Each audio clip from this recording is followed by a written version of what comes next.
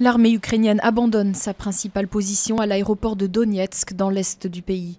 Depuis le mois de mai, le nouveau terminal était devenu l'épicentre des combats avec les forces séparatistes pro-russes. 13 civils ont par ailleurs été tués dans le bombardement d'un bus en plein centre de Donetsk, bastion des rebelles.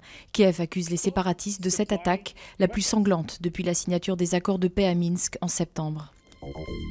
La coalition contre le groupe État islamique se retrouve à Londres. Le secrétaire d'État américain John Kerry et son homologue britannique reçoivent les ministres des Affaires étrangères d'une vingtaine de pays.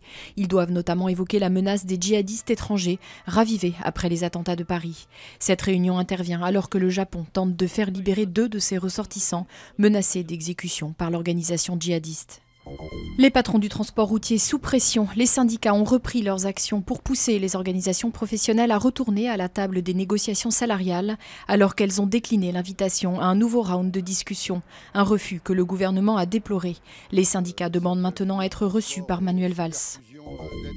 Nouvelle offensive monétaire de la Banque centrale européenne. L'institution de Francfort s'apprête à sortir l'artillerie lourde en annonçant des rachats massifs d'actifs dans le but notamment de stimuler le crédit et d'injecter des liquidités à l'économie européenne. Des mesures inédites qui font débat avant même d'être annoncées. Elles ont déjà été utilisées par les banques centrales du Japon, d'Angleterre et par la Fed américaine. Les carabiniers italiens retrouvent plus de 5000 œuvres d'art volées à l'issue d'une vaste enquête. Elles datent toutes de l'Antiquité romaine, bronze, sculptures, amphores ou bijoux, dont la valeur totale est estimée à 45 millions d'euros, avaient été dérobées lors de fouilles clandestines dans plusieurs régions du pays. C'est la plus importante opération de récupération du genre jamais réalisée en Italie.